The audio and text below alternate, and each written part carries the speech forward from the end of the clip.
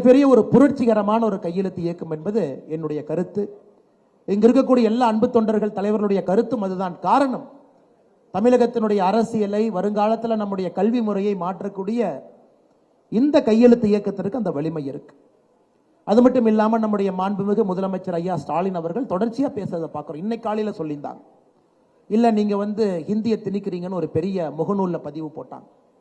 சமஸ்கிருதத்துக்கு ஒதுக்குற நிதியை பாருங்க, நீங்க தமிழுக்கு ஒதுக்குற நிதியை பாருங்க. இன்னைக்கு முதலமைச்சர் அவர்கள் தொடர்ந்து மக்களை தவறான ஒரு திசையில் அழைத்து செல்வது ரொம்ப வருத்தம் அளிக்கக்கூடிய விஷயமா இருக்கு.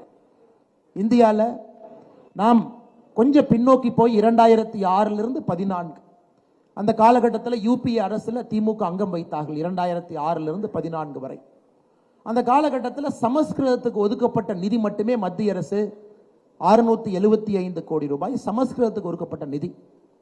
தமிழுக்கு ஒதுக்கப்பட்ட நிதி 75 கோடி ரூபாய். நம்ம ஆட்சியில் இல்லைங்க, ஆட்சியில் இருந்தது காங்கிரஸ், ஆட்சியிலே அங்கம் வைத்தது திராவிட முன்னேற்ற கழகம். சமஸ்கிருதத்துக்கு மொத்தமாக இந்தியாவிலே 18 பல்கலைக்கழகங்கள் இருக்கிறது. 18. நாம் ஆட்சிக்கு வருவதற்கு முன்பே 17 ஆரம்பிச்சிட்டாங்க. 2014க்கு முன்பு 17 பல்கலைக்கழகங்கள், 2014க்கு பின்பு ஒரு பல்கலைக்கழகம், மொத்தம் 18 பல்கலைக்கழகம். நம்முடைய தாய் தமிழுக்கு ஒரே ஒரு பல்கலைக்கழகம், அதுவும் புரட்சி தலைவர் ஐயா எம்ஜிஆர் அவர்கள் ஆரம்பிச்சது. நாங்க யாருமே